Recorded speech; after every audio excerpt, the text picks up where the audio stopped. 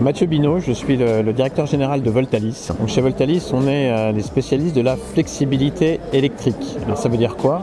Ça veut dire qu'on optimise la consommation électrique des bâtiments, des entreprises pour consommer non seulement moins, mais consommer au bon moment et aider le système électrique à éviter de démarrer des centrales thermiques, éviter d'émettre du CO2 et utiliser beaucoup plus efficacement les énergies renouvelables. L'objectif de cette transition, c'est d'arriver à moins utiliser de carbone, d'essence, de gaz, et donc d'utiliser plus d'électricité, de la produire proprement. Si on produit de l'électricité proprement, on la produit avec des moyens qui sont intermittents. C'est-à-dire qu'on a du soleil ou du vent à certains moments et pas à d'autres. Et donc la production va devenir de plus en plus variable. Il va falloir que le système s'adapte pour éviter d'avoir à boucher les trous par des centrales à gaz qui sont fortement émettrices de CO2. Donc la transition énergétique, elle a absolument besoin qu'on permette à la consommation d'électricité de se décaler aux moments les plus utiles au système pour justement être en face des moments où on sait la produire proprement, ou de se réduire au moment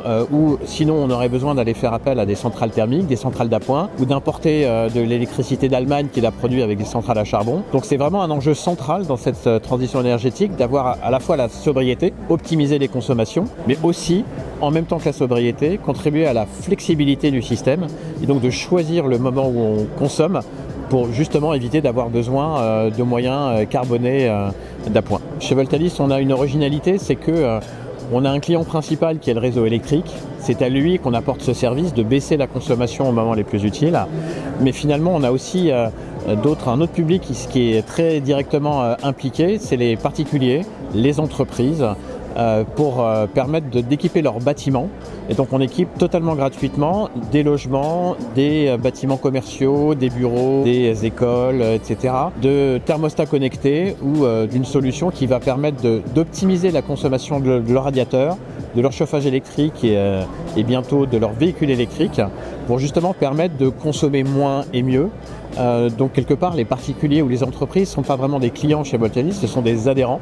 Elles participent en fait à cette démarche collective tout en profitant elles directement d'économies d'énergie puisqu'elles vont gagner 15% d'économie sur leur facture, mais pour autant sans avoir à payer Voltalis ou acheter quoi que ce soit puisqu'on couvre 100% de l'investissement nécessaire.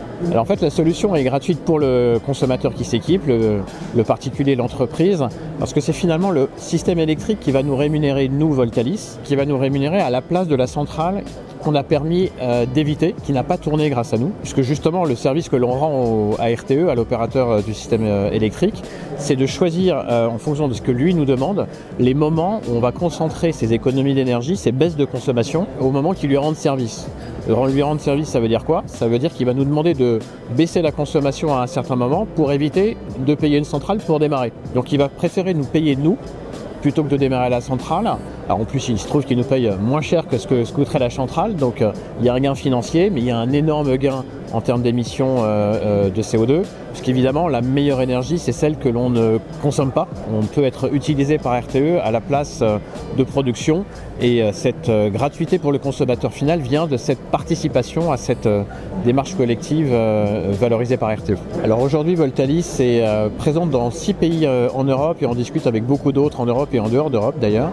La France est le premier pays dans le monde qui a réuni les conditions pour développer l'approche que l'on a, c'est-à-dire rendre la consommation d'électricité flexible et permettre de la baisser chez les particuliers et les petites entreprises. C'est un concept qui existait chez les gros électro-intensifs, les gros industriels.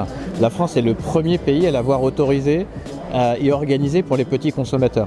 Mais effectivement, ça fait des émules, puisque depuis la guerre en Ukraine, je pense que tous les pays du monde ont réalisé que finalement, se passer du gaz, ça allait être nécessaire, mais ça pouvait même être obligatoire un peu plus rapidement que prévu. Et donc, le développement de Voltalis est fortement accéléré par cette prise de conscience collective que cette flexibilité dans le système électrique ne peut plus dépendre uniquement et principalement du gaz comme aujourd'hui. On doit trouver d'autres sources. Ces sources, c'est la gestion de la consommation comme Voltalis le fait, et c'est les batteries demain quand les coûts seront plus compétitifs. Notre ambition en 2024, c'est de fortement déployer notre solution en France. On devrait avoir quasiment doublé de taille en termes de nombre de bâtiments, de logements équipés. On a déjà raccordé plus d'1 million de radiateurs aujourd'hui, on en aura 2 millions à la fin de l'année. Donc forte croissance en France, avec beaucoup de création d'emplois à la clé, parce qu'évidemment il faut aller installer tous ces équipements.